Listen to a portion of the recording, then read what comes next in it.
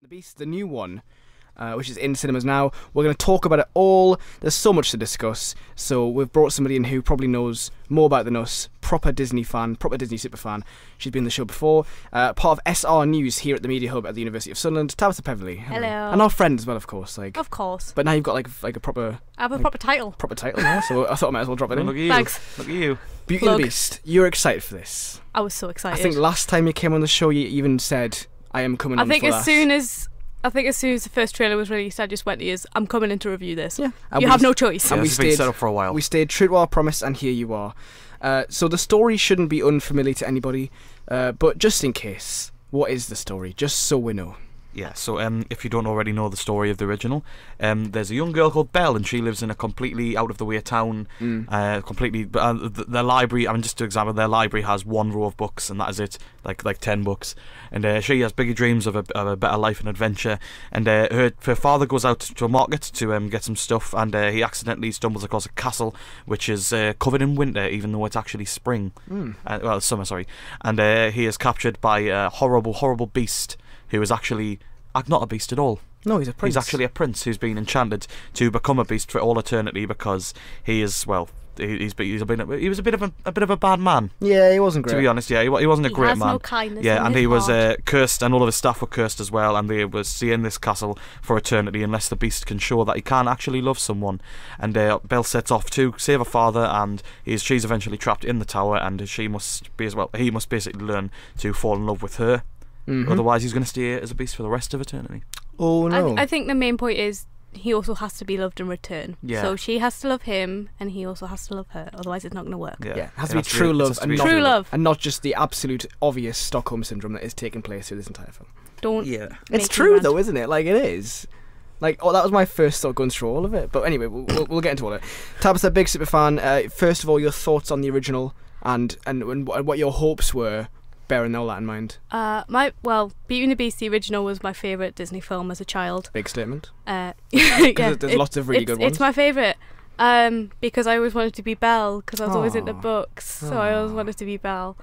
So yeah, it was my favourite film. So I was kind of like, hopefully they don't ruin it as long as they keep the really good songs. Yeah. You know, like Taylor's Oldest Time and Belle.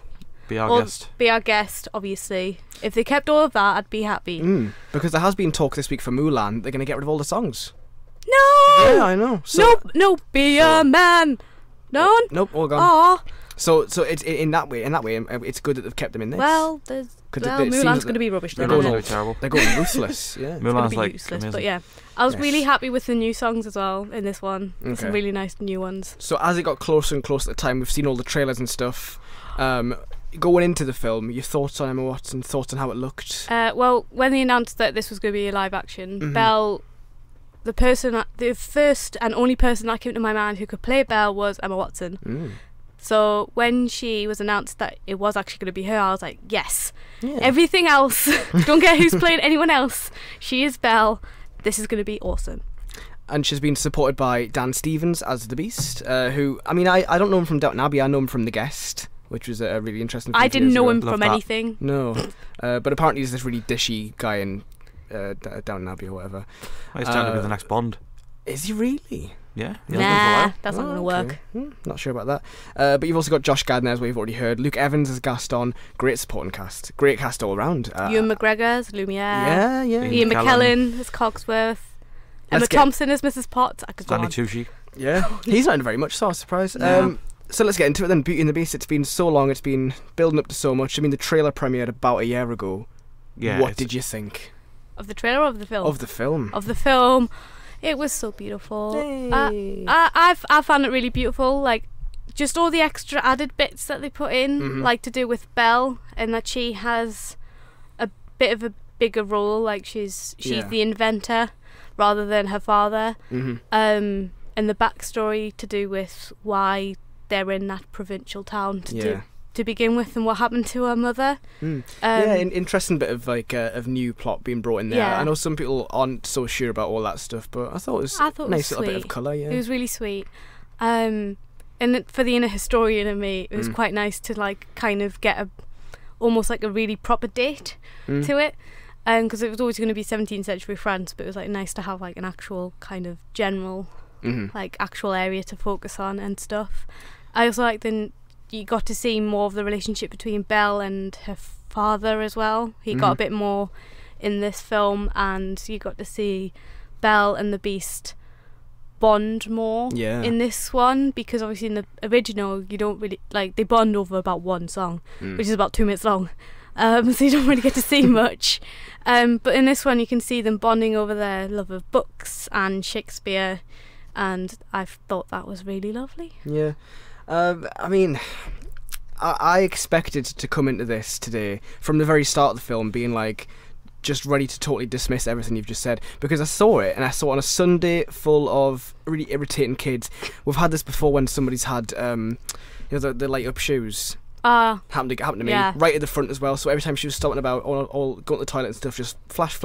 So from the minute it started, I was kind of in a bad mood. And even the Disney Castle thing, that normally for me the Disney Castle is enough to set me off, like either crying or just like really happy. But I was miserable going into it. And Emma Watson starts off. It didn't look like the singing was like synced up properly somehow, so that took me out straight away. And also, it's, as you've heard from everyone who's listened to the soundtrack, it's auto-tuned a fair bit, and she's a bit. She's not a. But to be fair, they're not really. None of the cast are really singers, are they? No, but I think some of them definitely are. Some of them are, but Ewan McGregor, I mean, he was in Moulin Rouge and stuff. Oh, he was average in Moulin Rouge. And he was auto-tuned in that as well. He was great in Moulin Rouge. What? He's an average singer in Moulin Rouge. Yeah, he's an average singer in this as well, I think. But I was surprised by how quickly the film won me over. I think as it went on, I kind of realised I'm actually quite enjoying this. And I think it's when Belle irritated me first off, but that's a different story. And I thought the opening was kind of a bit too much explaining in that, but I suppose they always are. And then when Luke Evans and Josh Gad come on screen as Gaston and LeFou, I think it just explodes into life. I think that their first bit of time together, and then obviously their song which we just played. That's when the film really gets going for me, and then all the other stuff after that I just felt really happy about it. Even Belle, even Emma Watson as Belle. You can even overlook Emma Watson. I can even overlook the fact that she's not perfect, but, and I've said this to a few people, there's a few times when you just look at her and she'll do this one little look with her face and you can tell she can definitely act. You go, yes, you've got it. But there's other times it just really pulls you out. But I mean, on the whole, I think she's alright, and I think Dan Stevens is good, but better as the Beast. Oh, and right, let's get this out of the way straight away. He's so much more attractive as the Beast than as a human. I've seen so many people say this. Average looking prince I've ever seen. It's like, I know it's only for the last few minutes, but it's like, I want something really nice to look at. Like, I think if I was Belle, I'd be disappointed when she changed. There's even a line at the end where she's like, "Can you grow a beard?" Like, she likes the implication is there. He is much more attractive as the Beast. It is good. I think the best Emma Watson's at her best when she's playing opposite Dan Stevens. I think when she's got this whole like sort of town to play off, she's not quite as good. But when it's just the two of them, or just her and the various household items that have come to life, she's really good. Yeah, and, she is. And the fact that she's not a great singer doesn't really matter that much. I thought this one was going to be. I knew this wasn't. For me, it wasn't about so much about the songs. It was more about the story. I felt this was going to be more about the story and the plot this time, rather than the songs, because obviously Disney, the originals, or it's like songs like every 10 minutes. So I knew this was probably going to be more about the story, which is what I loved. And that's why both films appeal to me. Well, I think they needed to do something like this, because I know there's been a lot of people saying, like, obviously it's too familiar. That's what I've heard a lot of people saying, and they don't add enough to it to make it too different. But that is not really. I mean, I think familiar is fine, isn't it? Like it's better than running the risk of. But it's not. Well, that's the thing. I mean, it's the antithesis to that, if even in any doubt of that, because there is enough stuff added there to make it different. There's new songs, there's new stuff in the mythology, there's obviously the prologue, which obviously in the original you just see what happened to the prince through their stained glass windows, but now you actually get a prologue. So there's enough there that is different. I mean, they've even rounded out the characters a bit more, and there's a reason for the Beast and Belle to fall in love now. Belle herself is a more well-rounded character. She's actually an inventor herself. Now as well. The film has been described. I mean, Emma Watson particularly is obviously a very vocal feminist, and this has been described as a feminist film. So giving Belle more power, it seems like the right thing to do, doesn't it? I didn't feel like it was overly feminist, though. No, I think I like the fact that she's more independent in this one. Like she's very she even invents like the washing machine so that she can read, that she can read a book while the washing's going. I thought that was brilliant. And my new favourite song, can I just say, is Evermore, which the Beast sings as Belle's running away. However, we can't talk about Beauty and the Beast without talking about that scene. That ballroom scene. Yeah, you can't. Beautiful. The production design of this film is perfect. It is really my good. big worry for this film that wasn't gonna bring the magic over from the film. So Obviously, there's so much colour and light in the original animation, but in this, they managed to bring that production design over, and especially in Be Our Guest. What a spectacular sound that was. That was a terrific song. Love Be Our Guest. But I just. Yeah, I was like you, to be honest. I wasn't really sure for the first 10-15 minutes, but then I ended up really, really enjoying it for what it was worth. I think I was getting quite emotional by the end. It really got me. It's that classic Beauty and the Beast song. It's nostalgia, and it's just a really well written song. I like and how it's they a can go magical from film. the amount of colour they had in Be Our Guest, which was fantastic, fantabulous, and then go to It was really intimate, that ballroom scene. I felt it was more intimate than in the original, and I like how it was all focused on Belle and the Beast and those two in their world dancing rather than having cuts to the objects, and it was all about them. Yeah. And as a girl, that dress. Want so badly. That dress is so pretty, and I even want all the accessories to go with it so much. And it's yours for this 200. Yeah. So we all like it, well and good, fair enough. But there's one thing that's not been spoken about so far. It's one that's been spoken about a lot, maybe too much, and that's the gay moment, as it's been referred to as by the media. Now let's get one thing straight. The gay moment in the film, it obviously refers to LeFou, played by Josh Gad, and it's kind of in there, and it's good. It's not the big thing that it's been made out to be. It's certainly not openly gay, I don't think. No, it's definitely not openly gay. I wouldn't even say there's any explicit stuff in there. It's not like he sweeps up Gaston or whoever and smacks a massive kiss on his face. No. I like that it's subtle. I think that the media have made too much of it, because some people will go into it expecting real, scenes of passion, but it's not. It's just it's nice little subtle things that just make you think. It's nice that it's there. It shouldn't have been mentioned by the press, though. I think that Disney made a mistake by saying we're going to be the ones to be the first gay, and it's like just let it happen. Let it happen on screen, and it comes as a nice little surprise. I think what they should have done is wait till people had seen it and it had come out and it's been out for a few weeks, and then said that he is in fact gay, because obviously the media's jumped on that it's the first openly gay character, and everyone's expecting this massive explosion to happen. But it's not like that. It's just hints. But I like the fact that Gaston clearly knows that LeFou has a thing for him, and completely exploits that. But then there's a few moments where LeFou's even going, I love him, but he's wrong here. He's horrible. Yeah. He's being horrible. It's just for me as well. If you didn't see it, people who are aggressive towards gays, they will go in, and if they didn't know and they really like that character, then they'll come out and find out later on that he was. That's that's helping to bring acceptance to the whole thing, rather than 100%. Just instantly setting them up to have a front against it and try to where's the gay character?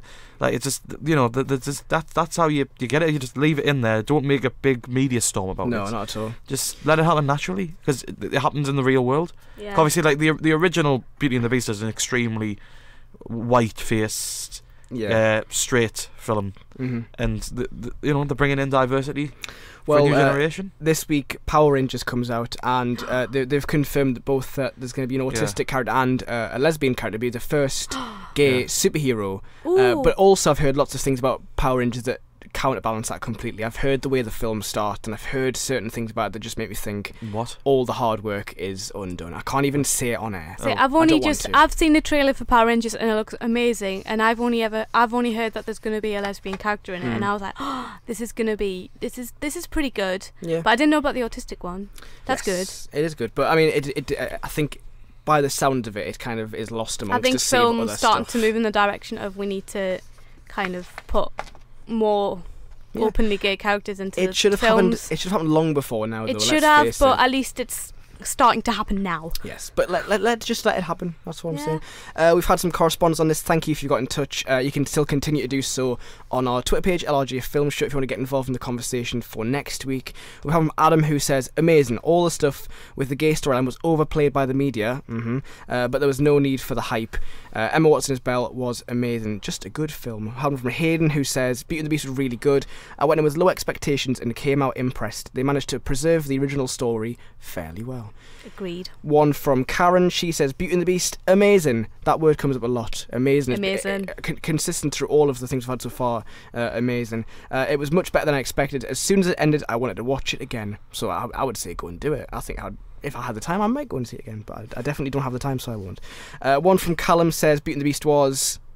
amazing. It did the original justice. Ewan McGregor as Lumiere was outstanding, and he really was. He was actually. He's my favourite character. Although he had to re-record all of his lines because his accent was Mexican. That's the thing. Like it's the French accent that he has, but you can hear the Scottish coming through. Yeah, I know, it's so funny. I love Ewan McGregor. He says, but to be honest, every role was fulfilled brilliantly. One from Sue. She says, Beauty and the Beast was better than I expected. Not being a fan of Disney or musicals, I went under duress, dragged along, but she must have enjoyed it. So that's fine. I kind of dragged my friend Britt along. So Britt, if you're listening, I'm really sorry, but thank you so much for coming. You know why I needed you there. I think if you get dragged along, you always find that you enjoy it in the end. So there was a reason I had to drag him along, though. Yeah.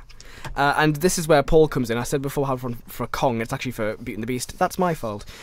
He says it was really cool. Not as good as the original, but still fun. That said, I think this live-action version does two things better than the original. One is the song Gaston, as I've already played, and I love that song. Yeah, that's my favourite song in the whole film. It's just such a flamboyant thing, isn't it? It's just Luke amazing. Evans is great. I just wanted to get up and start singing it myself. Like, Luke Evans, one of my favourite performances last year for High Rise, great. Which was better than the original, and I like the ending more in this version. Yeah. I'd say I probably agree.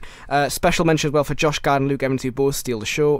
They do. Only real negatives were the accents that Ewan McGregor and Emma Thompson use. Let's bring this up now with Thompson. I'm not a massive fan of the Beauty and the Beast song because the Cockney accent really threw me off. That's fair enough. Let's it be fair, whatever version is recorded for this song, it was never going to top Angela Lansbury's. No. Like, you can't top the original. He says McGregor's became amusing, but Thompson was just an odd choice. I sort of agree. But I like Lumiere. I like how they've styled Lumiere. Lumiere. And Cogsworth as well was really good. Cogsworth was hilarious, especially at the end. So that's we've got one more. Ooh. It's all been good so far. We've had lots of really great ones, but we've had one in from Lauren, who is staunchly against it. Yeah. Get I this. She doesn't like it just a bit. We've got a lot of stuff here. I'll try and get through as much as I can. Massively hate Emma Watson as Belle. Singing it is tragic. Beauty and the Beast is my favourite Disney film, and I can't stand Emma Watson, so it was a lose-lose situation from the start. So we're going in with some prejudice here, basically. Well, that's not good. Genuinely, the best bit is her getting smacked in the face by a snowball. Oh dear. She says, God. I was never a massive Harry Potter fan when I was younger, so I don't see the fuss with her to begin with. And on top of that, I read loads of things that she refused to do for the role. Like, she refused to wear a corset, and she swapped Belle's heels for boots. That kind of all plays into the I'm not being funny, but that's thing. Just a restyling of Belle. Yeah, like, I think you can approach the character any way you like. No kid's going to really care that she's not wearing a corset or flats. And there's one thing that she says here that is a plot spoiler, but there's one thing that has been changed that she's not a fan of either. Also didn't particularly enjoy the new additions to the film. She says it was just a tragic time, but she did love Josh Gad as LeFou. So overwhelmingly pretty bad, but at least she liked Josh Gad. And I like Josh Gad, considering I normally think he's very irritating. I think he's the perfect choice for LeFou as well. I am inclined to agree. Beauty and the Beast, it's in cinemas now.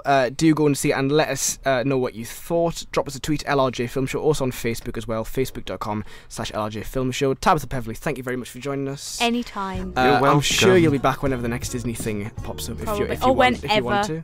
Whenever you want me back.